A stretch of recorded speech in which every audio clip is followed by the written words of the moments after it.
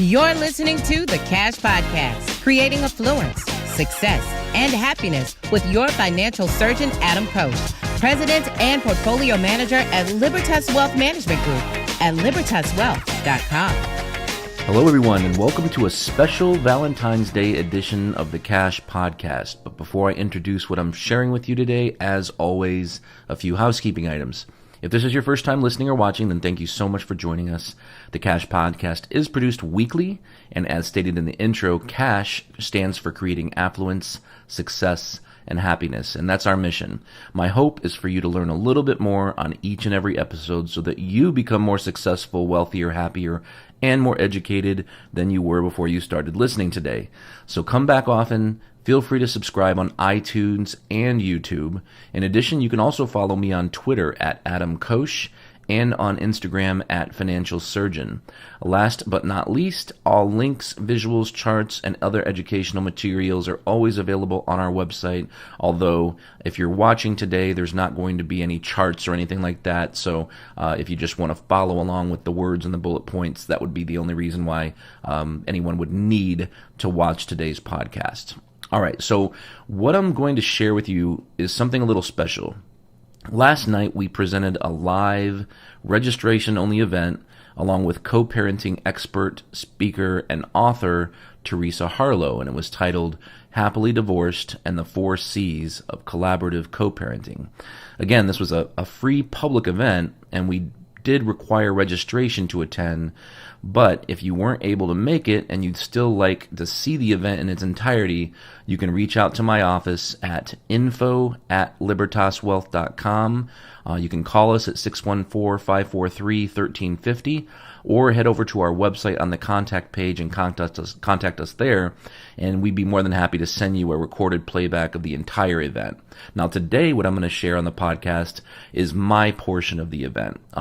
What I did last night is, for my portion, I opened up a fire hose of secrets, tips, and advice and strategies on how to financially plan or for a potential or upcoming divorce, survive the divorce itself as you're going through it, and then, of course, what you should do after the divorce is over with, whether it's been months or years since the separation. And seriously, it doesn't matter if it's been a decade since you were divorced. The vast amount of the advice that I shared last night would still apply today.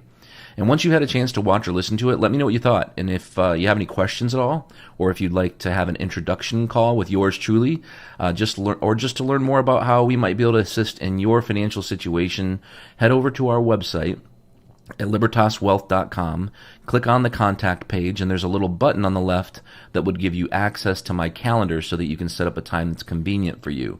Again, if you'd rather just email us and set it up that way, Kim or Gina at our office can always help set something up directly with you as well. And again, that email address is info@libertaswealth.com. All right, so without further ado, I hope you enjoy the financial portion of last night's event, Surviving Separation, Financial Tips, and Planning Before, During, and After a Divorce. Next, I'd like to reintroduce our final speaker for today. He's presented more than 200 educational events to thousands of people in Central Ohio over the course of the last 2 decades. He's a certified financial planner, a chartered market technician, a certified market technician through the International Federation for Technical Analysts, and he started his career just 10 days before the World Trade Center attack, making the early part of his career no less than interesting. With a deep passion for financial planning, he always says that he hasn't worked in 20 years, with the goal of helping clients make work optional someday while treating everyone we work with like an extended personal family member. Please welcome Adam Koós. All right. We're good? Okay. Perfect. All good. So This virtual world we're living in is certainly interesting, and if you have any financial questions as I go through this, I just want to prepare you in advance. There's so much to talk about, and honestly, we could turn just this portion of the presentation easily into a 1 to 2 hour workshop. So I want to warn you in advance that I'm going to go through this material pretty quickly because I'm more interested in you getting the information in its entirety than I am in teasing you with headlines and bullet points. So I'm going to try and get through as much as I possibly can here. I am going to talk pretty fast. Again, and this is recorded, so you can go back through it. You can pause and take a look at all the bullet points. And if you have any questions at all for me or for Kim personally, then please by all means reach out confidentially, and we're happy to hear your situation, your personal story, and how we might be able to help. So let me go ahead and move forward here. I'm big on quotes. Kim will tell you I'm constantly posting quotes around the office, and I thought that would be a good way to start here today. I've got a couple actually.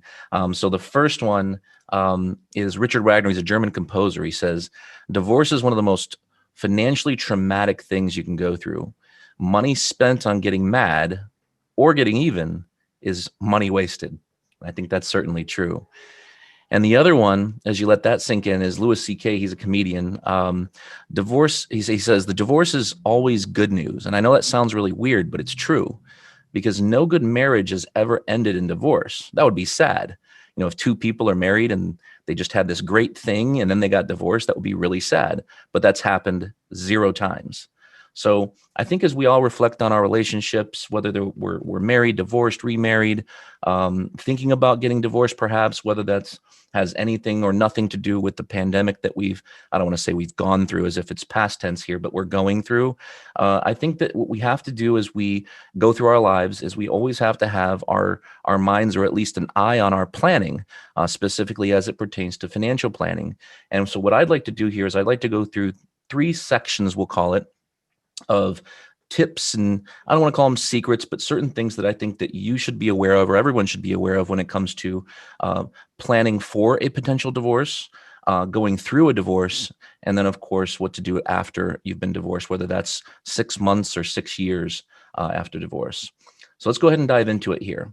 The first thing, before you get divorced, the first thing you need to prepare yourself is the fact that it's going to be a marathon. Very few divorces end quickly and painlessly.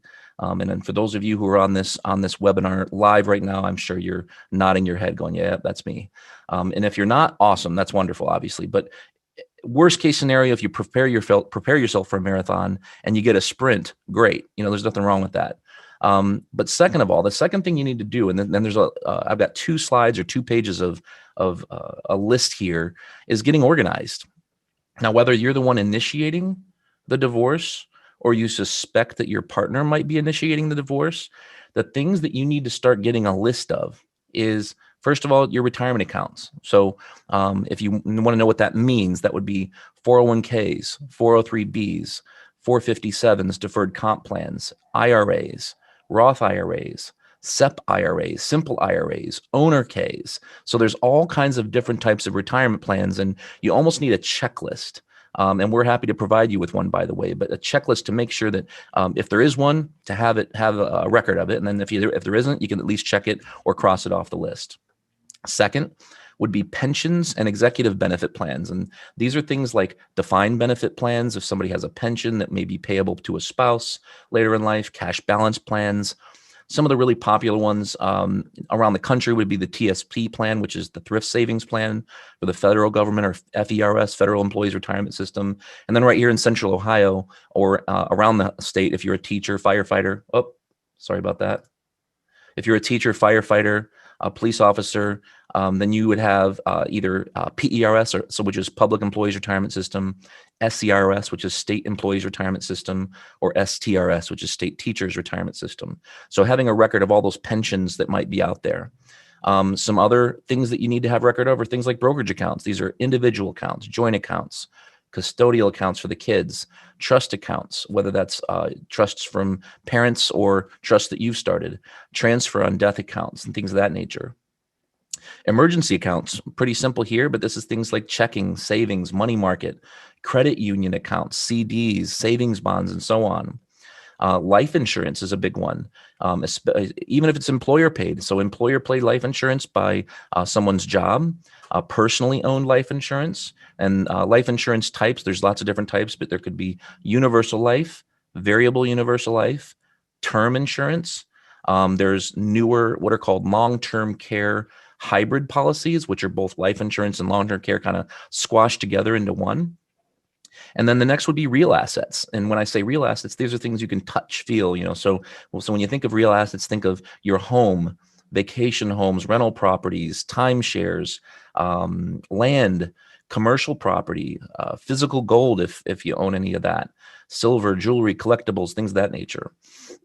Moving on, just to be continued here, there's, like I said, this is a long list. Think of, don't forget to put your liabilities, because it's not just assets that are important, it's liabilities that are important as well. So things like long-term debt obligations would be mortgages, home equity lines of credit, car loans, personal loans, and things of that nature. Revolving debt is really important. You want to make sure you have a tally of credit cards, lines of credit, and things of that nature. Copies of old tax returns. You want to make sure you have copies of old tax returns, because when you go through a divorce and we start talking about income, whether that pertains to child support or alimony potentially, income is important, obviously, as part of that equation. And you want to know which of your accounts are going to be liquid and accessible after the divorce intentions are announced, and so that you make sure you have enough to get by. You don't want to end up getting served divorce paperwork and the two of you are parting ways and moving into different homes, let's just say, and you've got $1,000 in the bank. That's no good, obviously. Another, some more pre-divorce planning tips would be, understanding your Social Security benefits. This is more important if you're older, but even when you're younger, many people don't know, and this is kind of a secret, that if you've been married for longer than 10 years, you can receive half of your spouse's, your ex-spouse's, Social Security benefits instead of your own, assuming obviously that half of theirs is larger than all of yours. And but you have to have been married 10 years, and it doesn't affect your spouse's Social Security at all. So if, let's just say, sometimes in amicable divorces, we'll have situations where, some couples might agree to wait until the 10th year is complete. So 11, and call it 9 years and 364 days. Let's wait for that last day, or wait a few months. If we're close, just to ensure that this benefit takes place so that we can take care of each other. Again, understanding and reiterating here that it doesn't hurt either spouse's Social Security to take advantage of this benefit. Think twice about any joint financial decisions that you're going to be considering. So I'm sure we've all had stories of friends, or maybe even we've gone through a story like this ourselves, where we're considering buying a new house or an expensive car. I think sometimes, and I'm stepping out of my financial degree here into my psychology degree, but I think sometimes we think that some of these material possessions or things can make us feel better in our marriage, when in reality we're displacing our feelings off of the marriage issues and the emotional issues onto, well, if I get this brand new house and we'll be so much happier because we'll have this new house, or we'll be in this new neighborhood or a new school system, or if I buy this new car, I'll be so much happier, when that's usually not the case. As you're planning for a divorce or potential divorce, it's important to apply for a credit card in your own name if you don't have one. A lot of the times people have joint credit cards, or and even if it's you're the primary and you have a joint owner being your spouse, it might make sense to have a separate, it might make sense, it would make sense for you to have a separate credit card that is all your own. Moving on to, so that's all pre-divorce planning. Moving on to what to do during the divorce. First of all, you got to stay on top of your finances. This is crucial. You got to pay attention to your credit card every single month. I wouldn't obsess about it necessarily speaking, unless there's a problem. In other words, I wouldn't be holding my phone with my Chase app on the front page, clicking on it 5 times a day to check my expenses. But make sure you're paying attention to your credit card, your checking, your savings accounts. Make sure both parties are being responsible here. And I think you can probably read between the lines. If we're going through a dissolution or amicable divorce, then no big deal. But there's always that chance that somebody might be spending something that we didn't agree on, let's just say. Remember, as you're going through this divorce, that any expenses that you make, especially those that go out into the future, subscriptions, commitments of any kind, that these expenses are going to be for 2 households as opposed to 1 going forward. So that leads me to probably rule number 1 as you start planning your finances, which is to build an emergency cushion or emergency account. And not to use rules of thumb, because I hate them, but I think we need them. A rule of thumb for how much emergency money you should have is roughly 6 months of your expenses. So if you take all your expenses that you're going to have on a monthly basis and you multiply that number times 6, then that's roughly how much you should have, if you're being conservative, sitting in a bank, savings, checking, money market account, just in case you need it for a rainy day. If you don't work, obviously, I would think that would be more like 12 months, by the way. So definitely want to point that out. You want to document everything, and any money that you spend that belongs to the both of you. It might need to be pointed out later as you go through the divorce. Another kind of not so well-known thought would be, talking to your HR department at work. Make sure you understand all the ramifications of divorce on your health insurance, your dental, your vision benefits, and make sure that how that's going to change, not only for yourself, but if you have children, how that's going to affect them. And then if you weren't a saver before, you need to become one. You need to reinvent yourself as a saver going forward. Now's not the time to, I can't remember what the name of the Queen Latifah movie was back a few years ago, but now's not the time to go celebrate your divorce with expensive purchases and big bar tabs. I mean, there's nothing wrong with a little bit of, letting yourself go, but this is the time to get your budget in check and really get organized and be disciplined. I mentioned getting your own credit card. I think you want to set up your own checking and savings accounts as well. Online access, set up online bill pay, get that all organized so that when it comes time to paying your bills, if you weren't the one paying the bills before, especially, that you've got all your accounts set up, you've got your bills set with the addresses they're supposed to go to, maybe even a spreadsheet with all of your bills and what you expect to spend per month, and have that down. If necessary, close any old accounts that were held in joint if your soon-to-be ex cannot be removed. So that's important. We want to get rid of those old accounts. And then this is a big one, huge. Revisit your financial plan. The number one thing that we see people in our office procrastinate on is their estate planning, which means getting their will, powers of attorney, healthcare directive, things like that updated, beneficiaries. But with the beneficiary note, the second most popular thing we see completely get kicked down the road and procrastinated on is people's financial plans. So everything that you were doing before the divorce that was joint with your family before is going to change, and it all needs to be completely retooled from scratch. So a lot of adjustments are probably going to be made when the divorce takes place and when it's complete, but even going forward, it's going to take more babysitting and just almost a reinvention of who you are as a saver and how you're going to make it going forward as a single parent. Women specifically, so this is to the men on the call. I don't mean to cut you out of the conversation here, but this is just at worthy.com. I saw this quote a while back and I just thought it was interesting. Worthy found that they did a survey, and they found that 95% of women do not use a financial advisor when going through a divorce, despite having the same kinds of financial goals that they want to achieve as their exes did, or soon to be exes. Women with children are more likely to want to stay in the home than the home that they were living in before after the divorce. But sometimes it just doesn't make any financial sense. So we have to think about these things unemotionally sometimes. And then lastly, women live longer. I mean, let's just face it. The life expectancy is a fact. It's a statistic, which means that women have to provide themselves with the income that they need to live the lifestyle that they desire for longer than men. So these are all reasons why revisiting that financial plan, or if you don't have a financial plan, obviously getting one set up and really being disciplined and putting that plan together. Because I think Teresa said something earlier that resonated with me, and that is, if you don't have a plan, or then nobody. You've heard the cliche: nobody fails to plan. They plan, or nobody plans to fail. They fail to plan. But if you have a plan and you don't follow it, the plan's worthless. So we have to put a plan together. And if we don't have a plan, we don't have anything. We're just kind of, moving along and hoping we make it. And hope is not a strategy, obviously. And speaking of estate planning, one of the things we do for our clients that's relatively new and really spawned as a result of the downtime that we had during the initial onset of the coronavirus pandemic, when everybody was canceling their appointments. This is an initiative that I've always wanted to put together for I say always, for the past 3 years. And this is something we call a My Promise Kit. And this is something that once you get your estate planning documents in place, that it makes a lot of sense to have these things in place for your kids or for your heirs if you don't have kids. Once you're divorced, you got to have all your documents in order. That's everything from healthcare directive, powers of attorney, your title to your car, deed to the house, your life insurance statements, your investment statements, disability statements, anything that you have in your financial life, or we'll call it your financial house. We need to get that financial house in order. And what you should do is you should make sure you have all those things, including, medical history, surgical history, password organizer.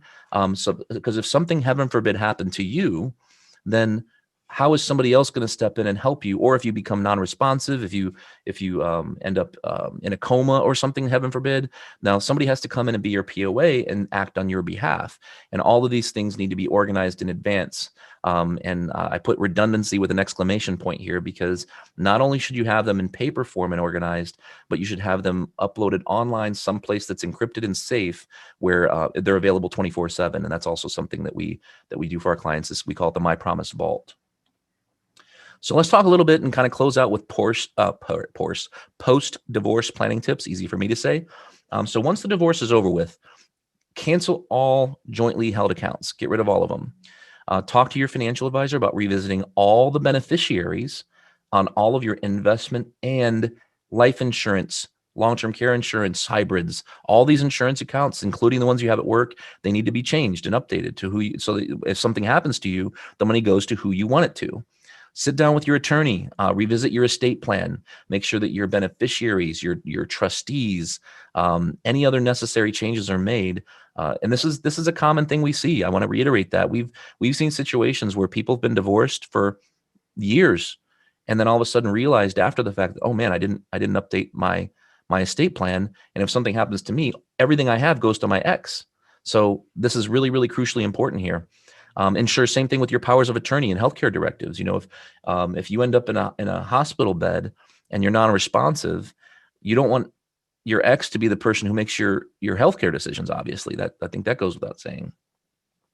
Some more tips here: revisit your property deeds, vehicle titles. Anything that's been held jointly, or many times titles or deeds are held what's called POD, payable on death, or TOD, which stands for transfer on death. But in either case, we need to make sure we have these things changed.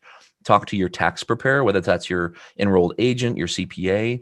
Make sure they're aware of the change that's taken place, because obviously the way you file your tax return is going to be different going forward. If you're changing your name, you need to be sure to set up appointments with the Social Security Administration, the Bureau of Motor Vehicles, banks, insurance agencies, and that includes your life insurance, home and auto, and so on. And with any companies that you have credit cards or lines of credit with, so you can change your name. And then just some final thoughts here. Don't be complacent. Just because an ex-spouse says they're going to do something doesn't mean they will. And I don't know if anybody's laughing now or giggling at the bare minimum, but some of you have probably been through situations where nothing went well and nobody did anything they said they were going to do. So try not to, don't get too complacent. Even if things seem like they're going perfectly, stay on top of your game. But obviously at the risk of being combative, you don't want to be combative, right, Teresa? So, but stay on top of your game, stay on point, and don't get complacent. If your ex was supposed to reassign a portion of their life insurance death benefit, let's just say, to you or to the kids as part of the divorce decree, ask for a statement and make sure you see that it's been completed. If a loan is supposed to be paid by your ex after your divorce, make sure you're getting third-party statements. In other words, copies of statements mailed to you as a third party, and or both online account access, so you can check the account to make sure these payments are going through. The last thing you want is for the house that you live in that someone else is making payments on, for them to stop making payments. Obviously, that's no bueno. And this goes for cars too. If the car isn't paid for, it's going to get repossessed, right? So that only leaves you without transportation, but it also gets recorded as a debt cancellation in the eyes of the IRS in your name, which also is no good, right? And then lastly here, stay healthy. This has nothing to do with money, but it's important. Stay healthy. Going through a divorce is exhausting, both emotionally and physically. We've seen it happen, unfortunately, way too many times in 2 decades through our clients in our office. But, get lots of sleep, take care of yourself, eat good food, exercise here and there. Don't let the divorce take over your life. Don't try not to obsess. Spend time with your friends. Go on that morning walk every day. Make plenty of time for me time, which is, again, instrumental to success in going through a good, successful divorce. And then let the past go and try to focus on the future. The past really doesn't care about what we did, right? All that matters is what we do going forward. So that's my piece for the day. I hope you all learned something as a result of that. And again, I want to apologize for going so quickly through the information, but as promised, I wanted to make sure we were giving you, well, I don't want to say everything there is that's out there, but as much as I possibly could share in the time that I had here today. So thank you so much.